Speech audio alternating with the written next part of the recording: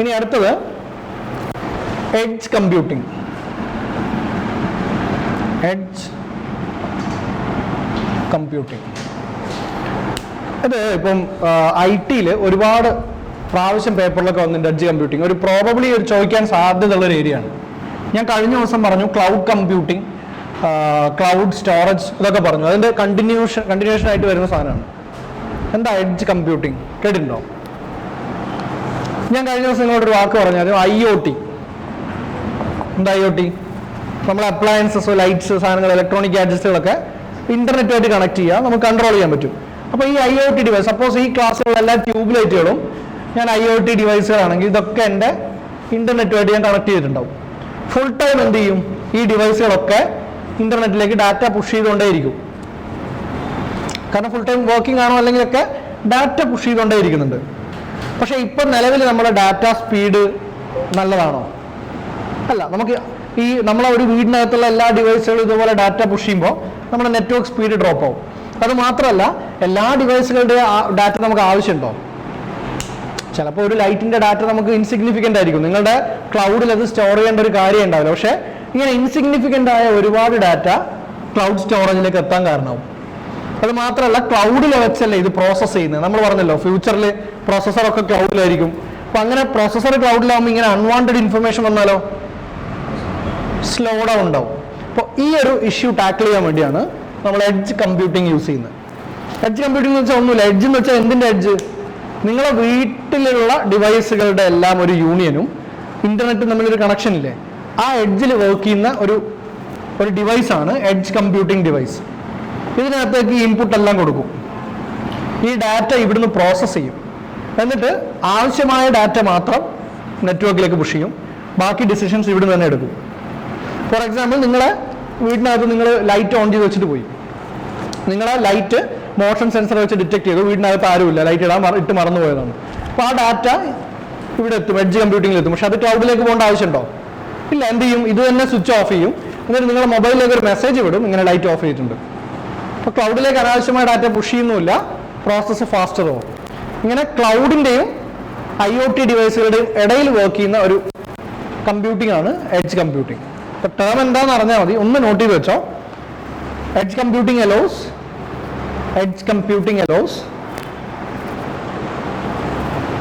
data from IoT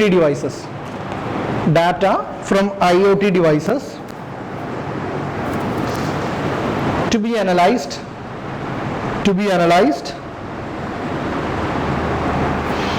at the edge of network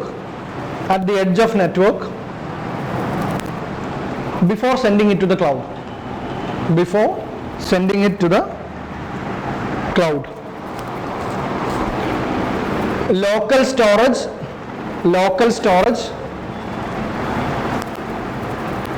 and processing of data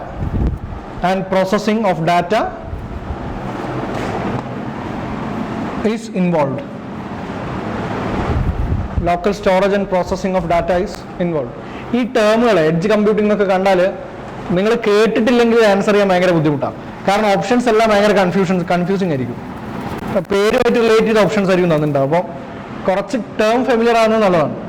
next one എഴുതാം, Pegasus.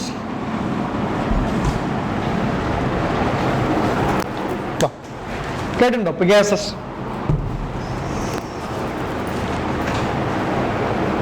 നിങ്ങൾക്ക് ഗൂഗിളിന്റെ parent company ഞാൻ എന്താ നിങ്ങളോട് പറഞ്ഞത്? ആൽഫബെറ്റ് ആണ്. നിങ്ങൾ ആൽഫ ന്യൂമറിക് എന്നാണോ ഞാൻ പറഞ്ഞത്? ഞാൻ ഏതോ ഒരു ബാച്ചിൽ പറഞ്ഞപ്പോൾ ആൽഫ ന്യൂമറിക് ആണെന്ന് എനിക്കൊരു സംശയം. അപ്പം നിങ്ങളോടാണോ ഒന്ന് ചെക്ക് ചെയ്യണം. ഗൂഗിളിന്റെ പാരന്റ് കമ്പനി ഗൂഗിളിന്റെ ആൽഫബെറ്റ് ഇൻകോർപ്പറേഷൻ ആണ്. ആൽഫബെറ്റിനാണോ പറഞ്ഞത്? ഓക്കെ. എന്നാൽ നിങ്ങളെ ബാച്ച് ആയിരിക്കും, രാവിലത്തെ ബാച്ച് ആയിരിക്കും. പിഗാസസ് എന്താ കേട്ടിട്ടുണ്ടോ? പിഗാസസ് കഴിഞ്ഞ വർഷം ഭയങ്കര ന്യൂസ് ആയിരുന്നു. ഇതൊരു മാൾവെയർ ആണ്. Pegasus is a malware. Israeli origin ആണ്. ഇസ്രായേലി. ഇതെങ്ങനെയാണ് ന്യൂസിൽ വന്നത്? കേട്ടിട്ടുണ്ടോ? ഇത് റീസെന്റ് വാട്സപ്പിനെ ഫേസ്ബുക്ക് അക്വയർ ചെയ്തു. ഫേസ്ബുക്ക് വാങ്ങിച്ചു. ഇപ്പൊ നിങ്ങൾ വാട്സപ്പിന്റെ പുതിയ അപ്ഡേറ്റ് എടുത്താൽ സെറ്റിംഗ്സിന്റെ താഴെ എഴുതി കാണിക്കുന്നുണ്ട് വാട്സപ്പ് ബൈ ഫേസ്ബുക്ക്.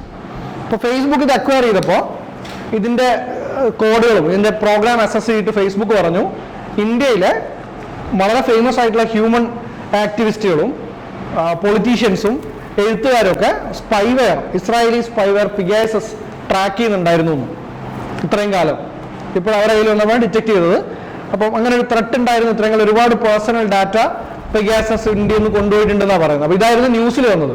അപ്പോൾ നമുക്കപ്പോൾ എന്തൊക്കെ അറിയണം? പിഗാസസ് എന്താണെന്ന് അറിയണം, ഏതാ ഒറിജിൻ അറിയണം, ഇനി മോൾവെയറുകൾ എത്ര ടൈപ്പ് ഉണ്ടെന്ന് അറിയണം. എന്താ ഈ മോൾവെയറുകൾ? ഞാൻ പറഞ്ഞു കഴിഞ്ഞ ക്ലാസ്സിൽ, നമ്മൾ ഫേവറബിൾ അല്ല, നമ്മൾ ഉദ്ദേശിക്കാതെ സിസ്റ്റത്തിനകത്ത് ഇൻസ്റ്റാൾ ആവുന്ന എന്ത് കണ്ടന്റും മോൾവെയർ ആണ്. Whether it copy a data or not, its own വരുന്ന എല്ലാ സാധനങ്ങളും മോൾവെയറുകളാണ്. അപ്പം ഇതൊന്നുമില്ല, പിഗാസസ് ഇസ്രായേലി ഒറിജിൻ, ഇന്ത്യൻ അവരെ അറ്റാക്ക് ചെയ്തു. അത്ര നിങ്ങൾ എഴുതണമെന്നില്ല. ഈ ക്ലാസിഫിക്കേഷൻ ഒന്ന് എഴുതി വെക്കുക. First one is virus. First one is virus. Virus എന്ന് വെച്ചാൽ എന്താ? പണ്ട് ഏറ്റവും ആദ്യം ഉണ്ടായ മോൾവെയർ വൈറസ് ആണ്. എന്താ വൈറസ്?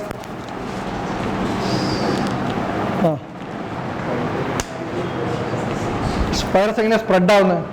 IT-യിലുള്ള വൈറസ് ആണ്, മറ്റേ വൈറസ് അല്ല. വൈറസ് എങ്ങനെ സ്പ്രെഡ് ആവുന്നത്? എയ്തർ ത്രൂ ഹാർഡ് ഡ്രൈവ്സ്, അതായത് നിങ്ങളൊരു പെൻ ഡ്രൈവ് വെച്ച് കോപ്പി ചെയ്യുമ്പോഴോ അല്ലെങ്കിൽ ഒരു ഇന്റർനെറ്റ് വഴിയുള്ള കോപ്പിയിങ്ങിലോ. പക്ഷെ virus has no capacity to copy on its own. അതായത് നിങ്ങൾ പെൻഡ്രൈവിനകത്ത് ഉണ്ടെങ്കിൽ കുത്തിക്കഴിഞ്ഞാൽ ഓട്ടോമാറ്റിക്കലി സിസ്റ്റത്തിലേക്ക് കോപ്പി ആവാനുള്ള കഴിവ് വൈറസിനില്ല. It will get copied only if you copy the particular file. നമ്മൾ കോപ്പി ചെയ്യുമ്പോൾ അതും കൂടെ കോപ്പി ആയാലേ കോപ്പി. ഒന്ന് നോട്ട് ചെയ്ത് വെച്ചോ, വൈറസിന് spreads through hardware devices or connections. Hardware devices or connections. Cannot copy on themselves. Cannot copy on themselves. അപ്പോൾ ഈ വൈറസിന്റെ പർപ്പസ് എന്താ? ഇതെന്താ ചെയ്യുക സിസ്റ്റത്തിൽ വന്നു കഴിഞ്ഞാൽ? സിസ്റ്റത്തിന് ബേസിക്കലി നമ്മളെ പ്രൈവറ്റ് ഡാറ്റ ക്യാപ്ചർ ചെയ്യുന്നല്ല ചെയ്യുന്ന virus. Virus will slow down your system. അത് അതിന്റെ മൾട്ടിപ്പിൾ കോപ്പീസ് നിങ്ങളുടെ സിസ്റ്റത്തിൽ ഉണ്ടാക്കും. സിസ്റ്റത്തിന്റെ പ്രോസസ്സറും മെമ്മറിയും കൂടുതൽ യൂസ് ചെയ്യും. എന്നിട്ട് സിസ്റ്റത്തിനെ സ്ലോ ഡൗൺ ചെയ്ത് കളയാം. അതേപോലെ കുറെ ഷോർട്ട് കട്ട് ഫയലുകൾ ഡെസ്ക്ടോപ്പിലൊക്കെ ക്രിയേറ്റ് ചെയ്തിടുക. അപ്പൊ എന്തിനാണ് ഈ വൈറസിനെ പിന്നെ ആരായി ഇറക്കി വിടുന്നത്? പറയപ്പെടുന്നത് ആന്റി വൈറസ് കമ്പനികൾ തന്നെയാണ് ചെയ്യുന്നതെന്നാണ് പറയുന്നത്. കാരണം അവർക്ക് അപ്ഡേറ്റും പെയ്ഡ് അക്കൗണ്ടുകളും വരാൻ വേണ്ടി അവർ തന്നെ ചെയ്യുന്നുണ്ടെന്ന് തോന്നുന്നു. അപ്പം പുതിയ വൈറസുകൾ വരുന്നുണ്ട്, പോകുന്നുണ്ട്. So this is about virus. Next one is worms. Worms are similar to virus. പക്ഷേ വ്യത്യാസമുണ്ട്. എന്താ? They can copy on themselves. അതായത് ഇത് നെറ്റ്വർക്കിൽ ഉണ്ടെങ്കിൽ നിങ്ങൾ ആ നെറ്റ്വർക്കായിട്ട് കണക്റ്റഡ് ആയാൽ ഓട്ടോമാറ്റിക്കലി നിങ്ങളുടെ സിസ്റ്റത്തിൽ ഒന്ന് കോപ്പി ആവും. അല്ല നിങ്ങളൊരു തം ഡ്രൈവിൽ ഉണ്ടെങ്കിൽ ഓട്ടോമാറ്റിക്കലി നിങ്ങളുടെ സിസ്റ്റത്തിലേക്ക് കോപ്പി ആവും. No need to copy, it gets copied on itself. ഇതും പ്രൈവസി കൺസേൺ ഒന്നുമില്ല, സിസ്റ്റത്തിന്റെ റിസോഴ്സസിനെ യൂസ് ചെയ്യാം. മെയിൻ ഇഷ്യൂ അതാണ്. Next one is Trojan. Trojan കേട്ടിട്ടുണ്ടോ? ട്രോജന്റെ ഒരു എക്സാമ്പിൾ ആണ് ട്രോജൻ ഹോഴ്സ്. ഒരു പഴയൊരു മോൾവെയർ ആണ്. എന്താ ഈ ട്രോജൻ? എവിടെയെങ്കിലും കേട്ടിട്ടുണ്ടോ? നിങ്ങൾ ട്രോയ് സിനിമ കണ്ടിട്ടുണ്ടോ? പഴയ ഗ്രീക്ക് എപ്പിക്കൽ ട്രോയ്ക്കൊരു ഭയങ്കര പവർഫുൾ ആയിട്ടൊരു വോൾ ഉണ്ടായിരുന്നു. ഈ വോളാണ് ട്രോയ് എന്ന് പറയുന്ന രാജ്യത്തിനെ പ്രൊട്ടക്ട് ചെയ്തുകൊണ്ടിരുന്നത്. അപ്പം എനിമി കൺട്രീസ് അവിടെ കുറെ യുദ്ധം നടക്കുന്നില്ല. അപ്പോൾ അവരവിടെ വലിയൊരു വുഡൻ ഹോഴ്സിന്റെ പ്രതിമ ഉണ്ടാക്കി വെച്ചിട്ട് പോയി. അപ്പം ഇവര് നോക്കിയിട്ട് ഈ പ്രതിമ കണ്ടപ്പോൾ ഇത് സമ്പൽ സമൃദ്ധിയാണെന്ന് പറഞ്ഞ് അകത്തെടുത്ത് വെക്കുന്നു. രാത്രി അതിനകത്ത് നാള് പുറത്തിറങ്ങുന്നു, രാജ്യം മൊത്തം നശിപ്പിക്കുന്നു. അങ്ങനെയാണ്. അപ്പൊ അതേപോലെ എന്തുകൊണ്ട് ട്രോജൻ എടുത്ത് അവരകത്ത് വെച്ചു? They felt like it's a friendly thing. ഇതുപോലെ ഒരു യൂസബിൾ സോഫ്റ്റ്വെയർ ആയിട്ടോ അല്ലെങ്കിൽ ഒരു യൂസബിൾ ഫയൽ, ഒരു യൂസ്ഫുൾ ഫയലായിട്ട് സിസ്റ്റത്തിലേക്ക് വരുന്ന എല്ലാ പ്രോഗ്രാമും ട്രോജൻസ് ആണ്. They are classified as Trojans. ഒന്ന് എഴുതിക്കോ. They are safe pretending applications or files. They are safe pretending applications or files. ഗെയിംസിലൂടെ വരാം, പുഷ് ചെയ്യാം. Last one is spywares. Spywares ആണ് ഇന്നിപ്പോൾ നമ്മൾ കാണുന്ന പ്രധാനപ്പെട്ട സാധനം. സ്പൈവെയർ എന്ന് വെച്ചാൽ പേരിൽ തന്നെ ഡാറ്റ ത്രെട്ട് ഉണ്ടാക്കുന്നുണ്ട്. അതായത് your personal data might be at risk if you are attacked by a spyware. Either അത് നിങ്ങളുടെ സിസ്റ്റത്തിനെ ലോക്ക്ഡൗൺ ചെയ്ത് കളയും, അല്ലെങ്കിൽ നിങ്ങളുടെ സിസ്റ്റത്തിൽ നിന്ന് നിങ്ങൾ അറിയാത്ത റിസോഴ്സുകൾ കോപ്പി ചെയ്യും. ഇനി അതുമല്ലെങ്കിൽ നിങ്ങളുടെ സിസ്റ്റത്തിൽ നിങ്ങൾ അറിയാത്ത ടൂളുകൾ ഓപ്പറേറ്റ് ചെയ്യും. എങ്ങനെ? അതിനൊരു എക്സാമ്പിളാണ് കീ ലോഗേഴ്സ്. എന്താ കീ ലോഗേഴ്സ് കേട്ടിട്ടുണ്ടോ? What is key logger? Key logger എന്ന് വെച്ചാൽ കീ ലോഗർ സ്പൈവെയർ നിങ്ങളുടെ സിസ്റ്റത്തിൽ ഉണ്ടെങ്കിൽ നിങ്ങൾ കീബോർഡിൽ ടൈപ്പ് ചെയ്യുന്ന എല്ലാ സാധനങ്ങളും അത് ലോഗ് ചെയ്യും. Whatever you type in your keyboard it will be tracked and will be send to someone else. അപ്പോൾ അവിടെ ഇരിക്കുന്ന ആൾക്ക് എന്ത് പറ്റും? നിങ്ങൾ കാർഡ് നമ്പർ എൻ്റർ ചെയ്യുമ്പോൾ കാണാം, നിങ്ങൾ OTP അടിക്കുമ്പോൾ കാണാം. അപ്പോൾ ഈ സാധനങ്ങൾ വേറൊരാൾക്ക് കോപ്പി ചെയ്തെടുക്കാൻ പറ്റും. ഇനിയല്ല നിങ്ങളൊരു സെൻസിറ്റീവായ കണ്ടന്റുള്ള ഒരു മെയിൽ വേറൊരാൾക്ക് ചെയ്യുകയാണെങ്കിൽ നിങ്ങൾ അയാൾക്ക് അയക്കുന്നതിന് മുന്നേ മറ്റേയാൾക്ക് കാണാൻ പറ്റും. ഇതാണ് കീ ലോഗർ. ഈ കീ ലോഗറിനെ പ്രിവെന്റ് ചെയ്യാൻ നമ്മൾ യൂസ് ചെയ്യുന്ന മെത്തഡാണ് വിർച്വൽ കീപാഡ്. കണ്ടിട്ടുണ്ടോ? നിങ്ങൾ ATM-ലൊക്കെ പോയപ്പോൾ SBIയുടെ ATM-ലൊക്കെ ചോദിക്കുന്നുണ്ട് വിർച്വൽ കീപാഡ് എടുക്കട്ടെ എന്ന്. കാരണം ബട്ടൺ പ്രസ് ചെയ്യുന്നതിന് പകരം നിങ്ങൾക്ക് സ്ക്രീനിൽ കീബോർഡ് ടൈപ്പ് ചെയ്യാം. അപ്പോൾ അതാണ് കുറച്ചും കൂടെ സെക്യൂർ മെത്തേഡ്. കാരണം ഹാർഡ്വെയർ ആയിട്ടുള്ള കീസിനെ മാത്രമേ കീ ലോഗേഴ്സിന് സെൻസ് ചെയ്യാൻ പറ്റൂ, ഓൺ സ്ക്രീൻ കീബോർഡിനെ സെൻസ് ചെയ്യാൻ പറ്റില്ല. അതാണ് കീ ലോഗേഴ്സ്. ഇനി വേറൊരു സാധനം ഉണ്ട്, റൂട്ട് ലോഗേഴ്സ്. കേട്ടിട്ടുണ്ടോ? റൗട്ട് ലോഗേഴ്സ്. എന്താ റൂട്ട് ചെയ്യാന്ന് പറയുന്നത്? ആൻഡ്രോയിഡ് ഫോണിനൊക്കെ റൗട്ട് ചെയ്യാന്ന് കേട്ടില്ലേ? റൂട്ട് ചെയ്യുക. What you mean by rooting an Android device? ആൻഡ്രോയിഡിന്റെ എല്ലാ പെർമിഷൻസും നമ്മുടെ കയ്യിലില്ല. അതിന്റെ കോർ പെർമിഷൻസ് എല്ലാം ലോക്ക്ഡ് ആണ് ആൻഡ്രോയിഡിന്റെ. അതായത് ഫോർ എക്സാമ്പിൾ നിങ്ങൾക്ക് നിങ്ങളുടെ ഫോണിൽ മൾട്ടിപ്പിൾ വാട്സപ്പ് യൂസ് ചെയ്യാൻ പറ്റാത്തത് അത് ആ ലോക്ക്ഡ് ആയതാണ് പെർമിഷൻ. അപ്പോൾ റൂട്ടിംഗ് പെർമിഷൻ നിങ്ങൾ ഹാക്ക് ചെയ്ത് റൂട്ടിംഗ് പെർമിഷൻ ചെയ്തു കഴിഞ്ഞാൽ you can install multiple WhatsApp in your phone. ഫോണിന്റെ സെക്യൂരിറ്റി മൊത്തം കോംപ്രമൈസ്ഡ് ആവും. നിങ്ങൾ IMEI നമ്പർ ചേഞ്ച് ചെയ്യാൻ പറ്റും. ഇതൊക്കെ റൂട്ടിങ്ങിലാണ് ചെയ്യുന്നത്. അപ്പോൾ ഇതേപോലെ നിങ്ങളുടെ സിസ്റ്റത്തിൽ ഇൻസ്റ്റാൾ ചെയ്തിട്ട് ഏതാ അത് റൂട്ടിംഗ് ആണ് ചെയ്യുന്നത്. അത് ഇൻസ്റ്റാൾ ചെയ്യുമ്പോൾ നിങ്ങൾ ഫോണിനെ റൗട്ട് ചെയ്യുക ചെയ്യുന്നത്. അപ്പോൾ ഈ റൂട്ട് ലോഗേഴ്സിന്റെ കുഴപ്പം, once it is inside your PC or mobile it will affect your root. നിങ്ങൾ ഹാർഡ് ഡിസ്ക് റൂട്ടിൽ കയറി ഇൻസ്റ്റാൾ ആയി കഴിയും. അപ്പോൾ അത് അങ്ങനെ ചെയ്താലുള്ള കുഴപ്പം, ഈ സ്പൈവെയറിനെ റിമൂവ് ചെയ്യണമെങ്കിൽ ആ എൻ്റയർ ഹാർഡ് ഡിസ്ക് ഫോർമാറ്റ് ചെയ്യേണ്ടി വരും. ഡാറ്റ പ്രൊട്ടക്ട് ചെയ്തുകൊണ്ട് അതിനെ റിമൂവ് ചെയ്യാൻ പറ്റില്ല. ഒന്ന് എഴുതി വെച്ചോ, റൂട്ട് ലോഗേഴ്സിന് കീ ലോഗർ എഴുതണ്ടല്ലോ. സ്പൈവെയർ ആണോ? സ്പൈവെയറിന് എഴുതിക്കോ. Installs on its own and carries out data theft.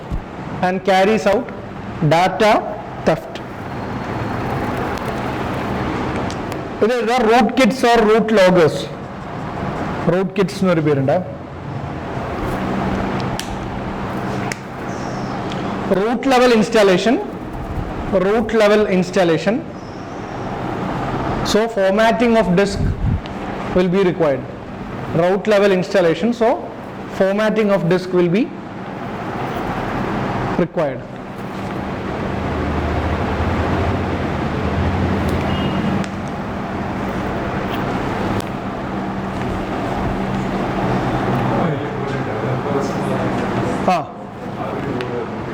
ആൻഡ്രോയിഡിന്റെ develop അത് അഡീഷണൽ സെറ്റിംഗ്സ് ഓൺ ആക്കിയിട്ട് നമുക്ക് ചെയ്യാം. റൂട്ടിങ് ആർക്കും ചെയ്യാം. നമുക്കും അതിനെപ്പറ്റി സോഫ്റ്റ്വെയർ യൂസ് ചെയ്തിട്ടാണെങ്കിൽ വളരെ ഈസി ആയിട്ട് ചെയ്യാം. നിങ്ങൾ PC ആയിട്ട് കണക്ട് ചെയ്തിട്ട്. പക്ഷേ അപ്പോൾ നിങ്ങളെ സെക്യൂരിറ്റി കോംപ്രമൈസ്ഡ് ആവും. കാരണം ആൻഡ്രോയിഡിന്റെ സെക്യൂരിറ്റി പാച്ചൊക്കെ വരുന്നത് റൗട്ട് ചെയ്യാത്ത ഡിവൈസിന് വേണ്ടിയാണ്. നിങ്ങൾ റൗട്ട് ചെയ്ത ഡിവൈസ് ആണെങ്കിൽ പുറത്തുനിന്നുള്ളൊരു ഇൻട്രൂഡർക്ക് കയറാനും എളുപ്പമാണ്. ഇപ്പോൾ US-ലൊക്കെ ഭയങ്കര ഇഷ്യൂ ആയ മാൾവെയർ ആയിരുന്നു. നിങ്ങൾ കണ്ടിട്ടുണ്ടോ? ക്യാം ഓപ്പൺ മാൾവെയർ ഒക്കെ കേട്ടിട്ടുണ്ടോ? ഇതൊന്നുമില്ല, നിങ്ങളെ ലാപ്ടോപ്പിന്റെ നിങ്ങളറിയാണ്ട് നിങ്ങളെ വെബ്കാം പ്രവർത്തിപ്പിച്ചുകൊണ്ടിരിക്കും. whenever we use a laptop, അവരാ വെബ്കാം എപ്പോഴും ഓൺ ആക്കിയിടും. എന്നിട്ട് ആ വെബ്കാമിന്റെ വീഡിയോ ഫുട്ടേജ് വേറൊരാൾക്ക് അയച്ചു കൊടുക്കും. അപ്പോൾ ഇത് US-ൽ ഭയങ്കര പ്രശ്നമുണ്ട്. അത് ഫീമെയിൽസ് ഒക്കെ യൂസ് ചെയ്യുന്ന വീഡിയോ ക്ലിപ്പുകളാക്കിയിട്ട് ഇവരത് സെല്ല് ചെയ്യാൻ തുടങ്ങി ഓൺലൈൻ മാർക്കറ്റിൽ പൈസക്ക്. അപ്പോഴാണ് ഭയങ്കര പ്രശ്നമായി. അപ്പം അങ്ങനത്തെ സ്പൈവെയറുകളും ഉണ്ട്. നമ്മുടെ ഹാർഡ് ഡിസ്കുകൾ നമ്മളറിയാത്ത ഹാർഡ് ഡ്രൈവുകളോ അല്ലെങ്കിൽ പാർട്സുകളോ യൂസ് ചെയ്യാം. അതൊട്ട് മോണിറ്ററിംഗിൽ കാണിക്കുകയില്ല. അപ്പം അങ്ങനത്തെ സ്പൈവെയറും ഉണ്ട്. നെക്സ്റ്റ് ആണ് എഴുതാം, IndiGen project.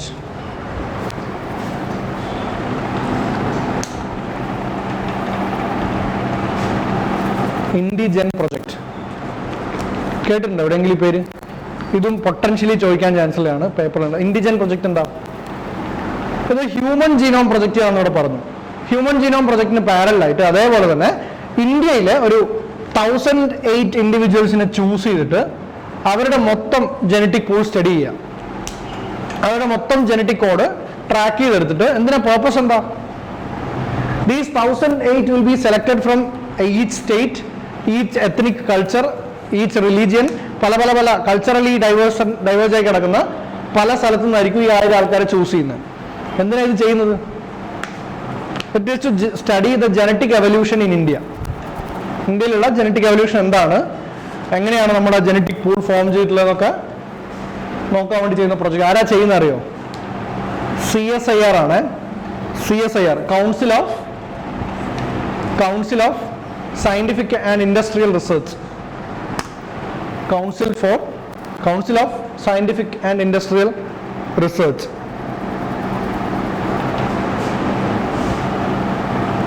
ഇത് അനൗൺസ് ചെയ്തിട്ടേ ഉള്ളൂ, തുടങ്ങിയിട്ടില്ല പ്രോജക്റ്റ്. എന്താ ചെയ്യാൻ പോകുന്നത്? Basically they are planning to do genome sequencing. എന്താ ജീനോം സീക്വൻസിങ്? നിങ്ങളൊരു ആനിമൽ സെല്ല് എടുത്താൽ നിങ്ങളുടെ ശരീരത്തിൽ ഒരുപാട് ക്രോർ ഓഫ് സെല്ലുകൾ ഉണ്ടാവും. ഒരു സെല്ല് എടുത്താൽ അതിനകത്തൊരു ന്യൂക്ലിയസ് ഉണ്ട്, ഇതാണ് സെല്ലിൻ്റെ സൈറ്റോപ്ലാസം. ഇവിടെ ഒരു മൈറ്റോകോൺട്രിയ ഉണ്ട്, മറ്റു പല സാധനങ്ങളും കാണും. ഇവിടെ എവിടെയാണ് നിങ്ങൾ DNA കാണുന്നത്? ന്യൂക്ലിയസിന്റെ അകത്ത് 2 ക്രോമസോമിലായിട്ടാണ് DNA കാണുന്നത്. ഈ DNA ഭയങ്കര കോയിൽഡ് ആയിട്ട് കിടക്കുകയാണ്. ഇപ്പോൾ ഈ DNAക്കകത്ത് ഉള്ള കോഡോൺസ് പറയുന്ന കെമിക്കൽസ് ആണ് പർട്ടിക്കുലർ അമിനോ ആസിഡ്സിന് റെസ്പോൺസിബിൾ ആയിട്ടുള്ള കോഡോൺസ്. ഈ മൊത്തം ഓരോ ആൾക്കാരുടെയും ലെങ്ത് വൈസുള്ള ഈ മൊത്തം കോഡ് അസസ് ചെയ്തെടുക്കുക. ഇതാണ് പ്രോജക്റ്റ്. ഇങ്ങനെ അസസ് ചെയ്തെടുക്കുന്നതിനാണ് ജീനോം സീക്വൻസിങ് എന്ന് പറയുന്നത്. സീക്വൻസിങ്ങിന് ഒന്ന് എഴുതി വെച്ചോ, NCERT പറയുന്ന ഒരു ഡെഫിനിഷൻ ഉണ്ട് അതിന്. ജീനോം സീക്വൻസിങ് ഇസ്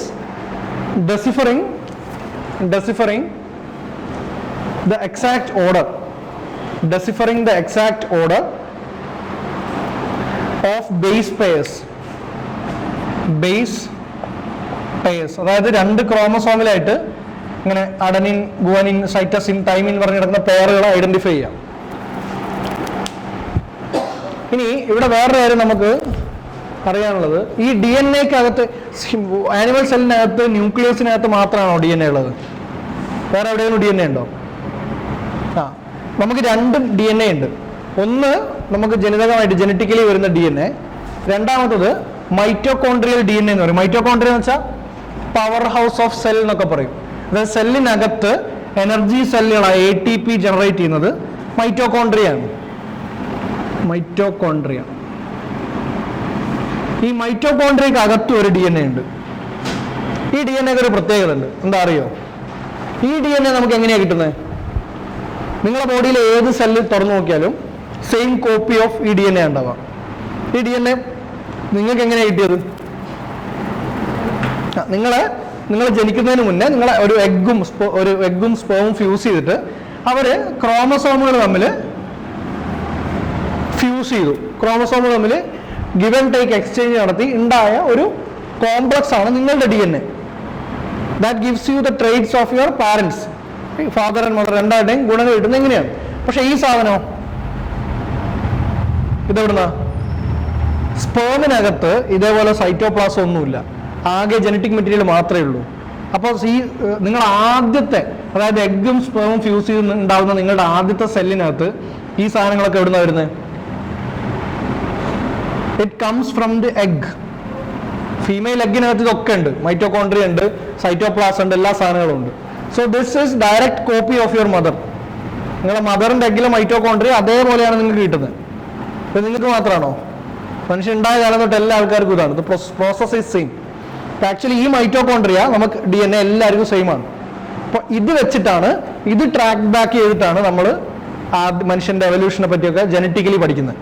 ഇങ്ങനെയാണ് നമ്മൾ ലൂസി എന്ന് പറയുന്ന ഒരു ആൻസിസ്റ്റർ വുമൺ ഉണ്ട് ആഫ്രിക്കൻ കോണ്ടിനെന്റിൽ എന്നൊക്കെ പറയുന്നത്. ഏർലി മദർ എന്നൊക്കെ വിളിക്കുന്നത് ലൂസീനെയാണ്. സോ ഈ ലൂസിയിലൊക്കെ നമ്മൾ ഗൈഡ് ചെയ്യുന്നത് ഈ സാധനമാണ്. എല്ലാ ഹ്യൂമൻ ബീങ്സിനും മൈറ്റോകോൺട്രിയൽ DNA കോമൺ ആയിരിക്കും. പറഞ്ഞെന്നല്ലോ, ഇവിടെ ആവശ്യമില്ല. പക്ഷെ DNA ഉണ്ട് മൈറ്റോകോൺട്രിയൽ എന്ന് അറിഞ്ഞാൽ നമുക്ക്.